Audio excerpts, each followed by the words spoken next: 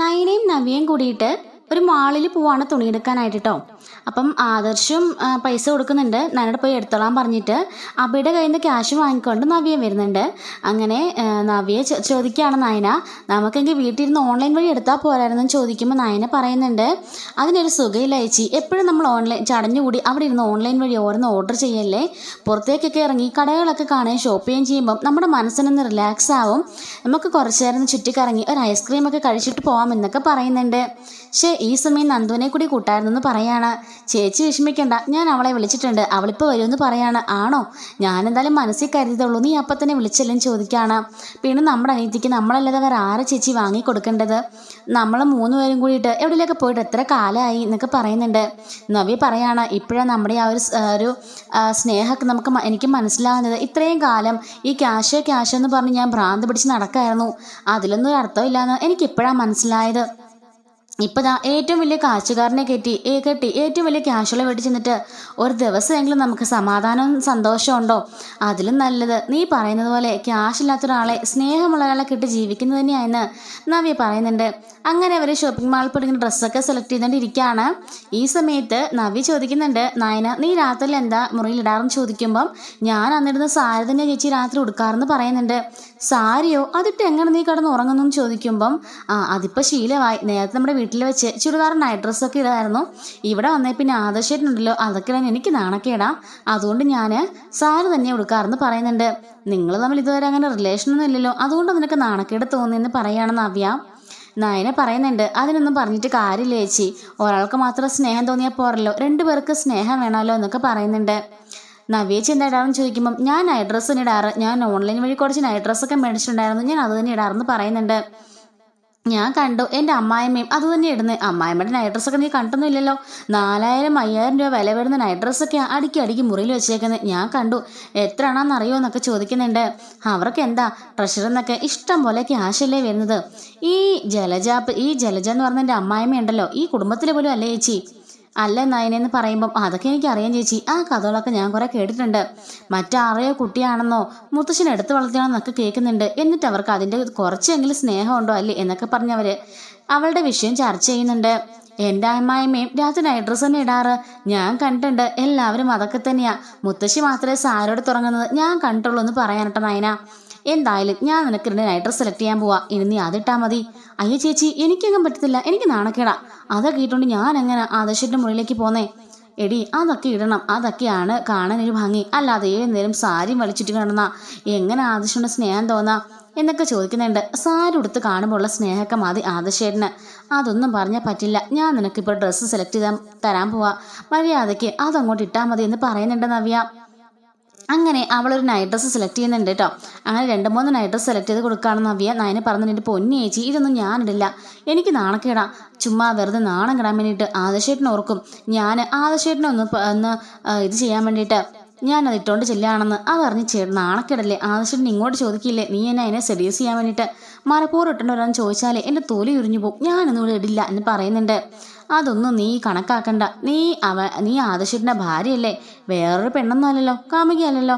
അതുപോലെ തന്നെ കല്യാണം കഴിഞ്ഞിട്ട് ഇതാ ഇപ്പം 1 ഇയർ ആവാൻ പോവാ, ഞാനാണല്ലോ ഇപ്പം ഗർഭിണിയാ, നിന്റെ അവസ്ഥ എന്താ? ഇതുവരെ 2 പേരും തമ്മിൽ അങ്ങനെ റിലേഷൻ ഉണ്ടായിട്ടില്ല, അതുകൊണ്ട് മര്യാദയ്ക്ക് ഈ ഡ്രസ്സ് ഇട്ടോ എന്ന് പറയുന്നുണ്ട്. ഇതേ സമയത്ത് തന്നെ നന്ദു അങ്ങോട്ടേക്ക് വരുന്നുണ്ട് കേട്ടോ. നന്ദുവിനെ കണ്ടപാടെ നയനയും നവ്യയോളെ കെട്ടിപ്പിടിക്കുന്നുണ്ട്. എന്താടി നിന്റെ മുഖത്തെ സങ്കടമൊന്നും ഇതുവരെ മാറിയില്ലേ? അതൊക്കെ മാറിക്കോളും ചേച്ചി, ഞാനിപ്പോൾ ഗ്രൗണ്ടിൽ കളിക്കാനൊക്കെ പോകുന്നുണ്ട്, ഞാനിപ്പോൾ നല്ല ഹാപ്പിയാ എന്ന് പറയുന്നുണ്ട്. എപ്പോഴും ഇതുപോലെ ഹാപ്പി ആയിട്ടിരിക്കണം കേട്ടോ എന്നൊക്കെ പറയുന്നുണ്ട്. അല്ല എന്താ ചേച്ചിമാരെന്നെ വിളിപ്പിച്ചെന്ന് ചോദിക്കുകയാണ് നന്ദു. നിനക്ക് ഇഷ്ടമുള്ള ഡ്രസ്സൊക്കെ എടുത്തോ, ഞങ്ങൾ അതിനുവേണ്ടി വന്നെന്ന് പറയുമ്പം എനിക്കൊന്നും വേണ്ട ചേച്ചി, ഞാൻ ഈ പാന്റ് ഷർട്ടൊക്കെ ഇടാറ് ഒത്തിരി വീട്ടിലിരിപ്പുണ്ട്, ഈ ഇടയ്ക്ക് ഞാൻ പോയി എടുത്തു, അതൊന്നും സാരില്ല, ഞങ്ങളുടെ വക എടുക്കുക, പിന്നെ അമ്മയ്ക്ക് 2 സാരിയും അച്ഛന് ഷർട്ടോ ഉണ്ടോ എന്താ വെച്ചാൽ എടുത്തോളാൻ പറയുന്നുണ്ട്. എന്താ ചേച്ചി വലിയ ലോട്ടറി അടിച്ചോ എന്ന് ചോദിക്കുമ്പം നവ്യ പറയാണ്, ഇവക്ക് ആവശ്യമുള്ള പണമൊക്കെ ഇവിടെ ഡിസൈൻ ചെയ്തുണ്ടാക്കുന്നുണ്ട്, ഞാൻ ആ വീട്ടിൽ വെറുതെ ഇരിക്കുന്നത്, എൻ്റെ കെട്ടിയവനാട്ടെ 50,000 രൂപ വെറും സാലറിക്കാരൻ മാത്രം എന്ന് പറയുന്നുണ്ട്. ഇതൊക്കെ നയനയുടെ ചിലവാ എന്ന് പറയാണ്. അങ്ങനെ നയന നന്ദുവിനും അമ്മയ്ക്കും അച്ഛനൊക്കെ ഡ്രസ്സ് എടുത്ത് കൊടുക്കുകയാണ്. അങ്ങനെ അവരും അവിടുന്ന് ഇറങ്ങുന്നുണ്ട്. ഷോപ്പിംഗ് സ്ഥലത്ത് നിന്ന് ഇറങ്ങുമ്പോഴേക്കും നന്ദു ചോദിക്കുകയാണ്, അല്ല ഇനി എന്താ പരിപാടി ചോദിക്കുമ്പം നമുക്ക് 3 പേർ കൂടെ പോയി ഐസ്ക്രീം കഴിക്കാമെന്ന് പറയാണ്.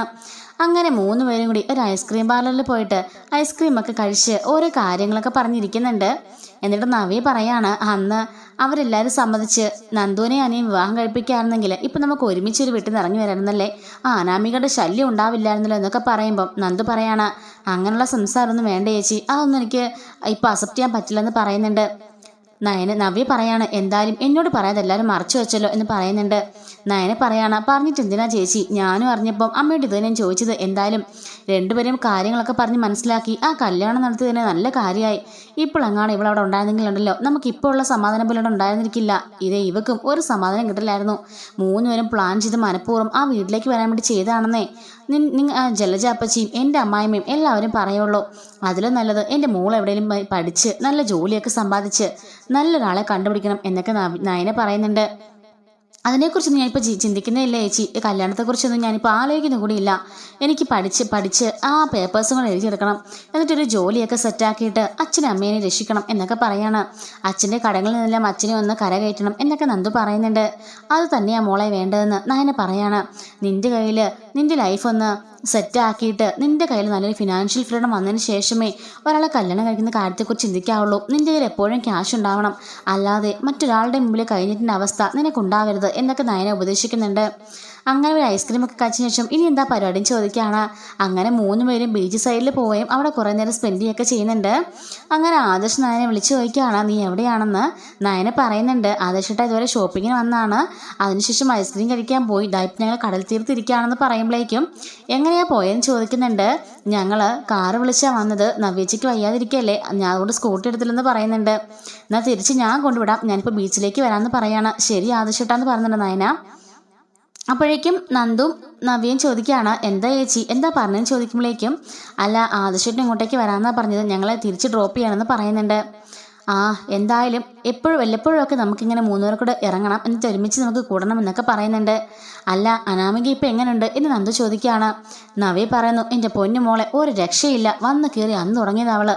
എൻ്റെ അമ്മായിമ്മയുണ്ടല്ലോ ജലജ, അവർക്കായിരുന്നു ആ മരുമോള് വേണ്ടിയിരുന്നത്, എങ്കിൽ രണ്ടും ചേർന്നതിനെ അതുപോലെ അവിടെ നടക്കുന്നത്. പാവം ജാനകിയപ്പച്ചി പാവമായിരുന്നു, ഇപ്പം അവരുടെയും കൂടെ മൈൻഡ് ബ്രെയിൻ വാഷ് ചെയ്ത് രണ്ടും കൂടെ മാറ്റിയിരിക്കുക. എല്ലാ ദിവസവും അടിയും ബഹളം ഓരോ കോലാഹലങ്ങളൊക്കെയാ. പാവം മനി അതിനിടയിൽ കിടന്ന് നീറുക എന്നൊക്കെ പറയുമ്പോഴേക്കും നയന പെട്ടെന്ന് നവ്യയുടെ കയ്യിൽ ഇങ്ങനെ പിടിക്കുന്നുണ്ട്. നന്ദു ഇങ്ങനെ സങ്കടപ്പെട്ട മുഖം കൊണ്ടിരിക്കുന്നത് കാണുമ്പോൾ അതൊക്കെ മാറിക്കോളും, ഇപ്പോൾ ഒരു ഭാര്യയും ഭർത്താവായിട്ട് ജീവിക്കല്ലേ, അവരുടെ ഇടയിലേക്ക് ഒരു കുഞ്ഞൊക്കെ വരുമ്പോഴേക്കും അതൊക്കെ മാറിക്കോളും എന്ന് പറയുന്നുണ്ട്. നന്ദു പറയുന്നുണ്ട് എങ്കിൽ നമുക്ക് പോകാൻ ചേച്ചി എന്ന് പറയാണ്. നിൽക്ക് ആദർശത്തോട് വരട്ടെ എന്ന് പറയുന്നുണ്ട്. അങ്ങനെ ആദർശ് വരാൻ വേണ്ടിയിട്ട് മൂന്നുപേരും വെയിറ്റ് ചെയ്ത് നിൽക്കുകയാണ്. അപ്പോഴേക്കും അങ്ങോട്ടേക്ക് ആദർശ് വരുന്നുണ്ട്. നന്ദു പറയണം എന്നാൽ ശരി ഞാൻ പോവാണെന്ന് പറയുമ്പം അതെന്ത് പോക്കാ നന്ദു, കുറച്ചേരം നമുക്ക് നാലുപേർ കൂടി ഇരിക്കാമെന്ന് പറയുന്നുണ്ട്. എന്നാ ഇരിക്കാമെന്നും പറഞ്ഞിട്ട് നാലുപേരും കൂടി ആ കടൽ തീർത്തിരിക്കുന്നുണ്ട് കേട്ടോ. ആദർശ് ഇങ്ങനെ ഓഫീസിലെ കാര്യങ്ങളും ഓരോരോ കാര്യങ്ങളൊക്കെ നന്ദുനോട് നവ്യയോടൊക്കെ പറയുന്നുണ്ട്. അത് കേൾക്കുമ്പോഴേക്കും നവ്യയ്ക്കും നന്ദുവിനൊക്കെ ഒരുപാട് സന്തോഷമാകുന്നുണ്ട്. നയനയുടെ കൈകൾ പിടിച്ചിങ്ങനെ ആദർശ് ഇരിക്കുന്ന കാണുമ്പോഴേക്കും അവർക്ക് സന്തോഷമാകുന്നുണ്ട് കേട്ടോ.